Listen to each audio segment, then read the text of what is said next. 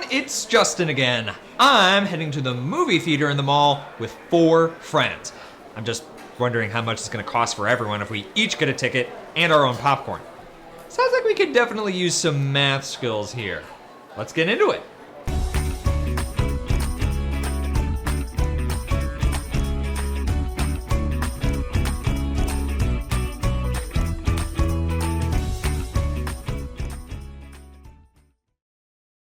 So, there are 5 of us seeing this movie. If tickets are $15 each and small popcorns are $8 each, why don't you try to figure it out?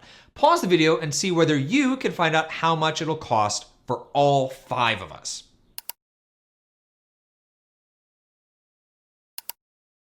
To get the total cost, maybe you calculated how much each person will spend on a ticket and popcorn, and then multiplied by 5. That's a great way to approach this question. This approach is like evaluating the expression 5 times the quantity of 15 plus 8 using gems, and simplifying inside the parentheses before multiplying. 15 plus 8 is 23, so that's how much each person has to pay for a ticket and popcorn. And 23 times 5 is $115, the total for all 5 of us. Or maybe you figured out the cost of all 5 tickets, the cost of all 5 popcorns, and then added those values together. Also a great approach. That's like evaluating the expression 5 times 15 plus 5 times 8. With this expression, we multiply 5 by the price of each item before adding them together. 5 times 15 is $75 for the tickets, and 5 times 8 is $40 for the popcorns. Adding those together brings us to, hey, $115 for all 5 of us. It's the same total either way. That's because these 2 approaches are a perfect example of the distributive property. You might remember this from a previous math lesson, but if not, that's okay. The distributive property states that multiplying a number by the sum of 2 or more values is the same as multiplying each addend, or term being added, separately. But what if we didn't know how much the popcorn would cost until we got inside? How could we rewrite the expression 5 times the quantity 15 plus 8? Pause here and try writing a new expression that reflects an unknown cost of popcorn.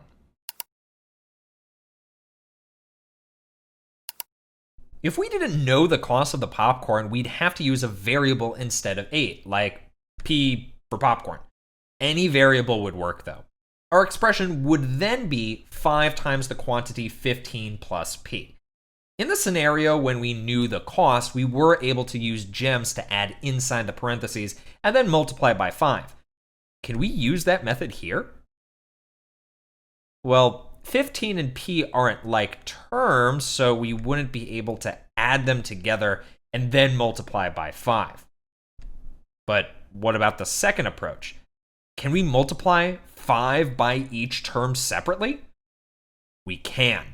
That would look like 5 times 15 plus 5 times P. 5 times 15 is still 75, and what's 5 times P? Yeah, 5P. Now our expression is 75 plus 5P. We didn't actually change the value of the expression, we just used the distributive property to multiply the outer term by each term in the parentheses and get rid of those parentheses. Before, we added 75 and 40 to get 115 for the total. Can we add 75 and 5P to simplify this expression even more? Why or why not? Pause and jot down your thoughts.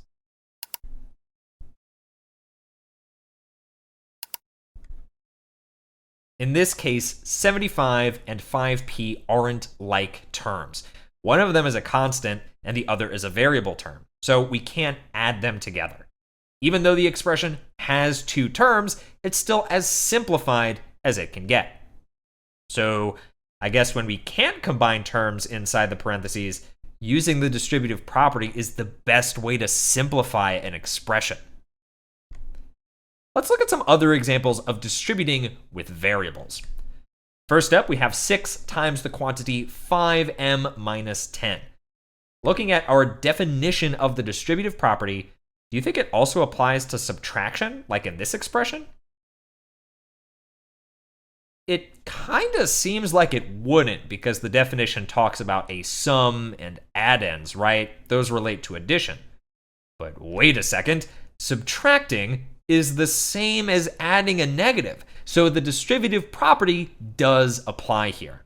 We just have to remember to keep the negative sign with the value that comes after it. So, in algebra, when a term is attached to a parentheses, it indicates multiplication.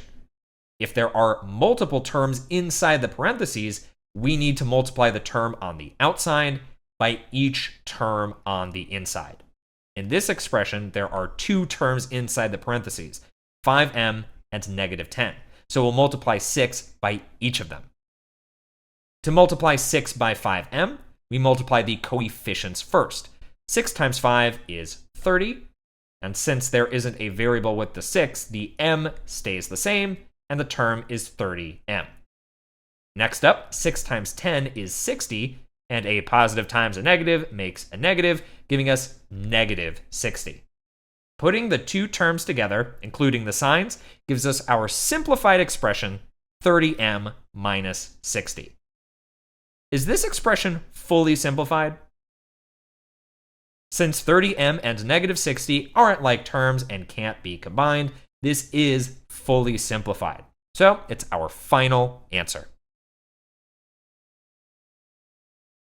Try another example. Negative 3b times the quantity b minus 2.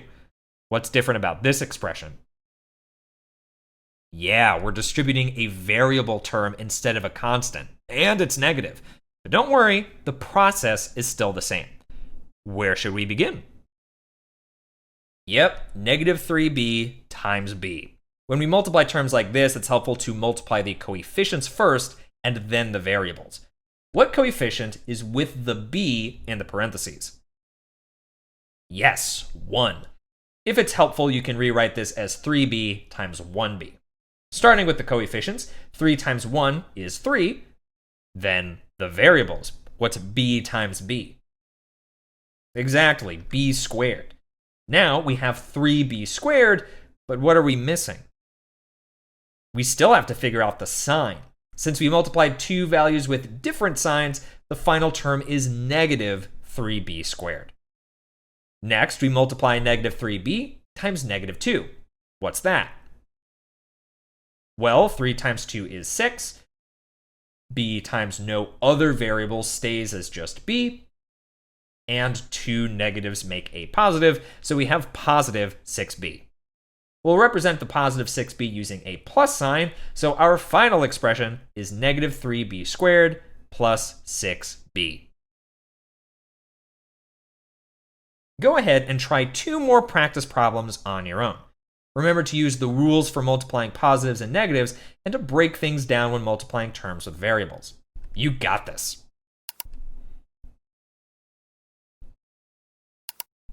All right, let's see how you did. In problem 3, we start by multiplying negative 5 by 4x. 5 times 4 is 20, and x stays x because there's no other variable in the multiplication. The terms have different signs, making the answer negative 20x. Next up, negative 5 times positive 11 is negative 55. So the simplified expression is negative 20x minus 55. In the last expression, we start with 2a times 9, which is 18a. Then we have 2a times 4a to the third power. Ooh, what happens here? Starting with the coefficients, 2 times 4 is 8. Then we do the variables. What's a times a to the third power? Right, that would be a to the fourth power. Both terms are positive, so the answer is positive 2.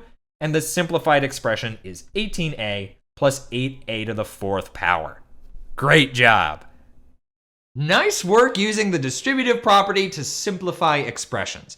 I gotta run if I'm gonna make it to my movie in time, but don't forget to finish up the guided notes and complete levels 1 through 3 of the online practice.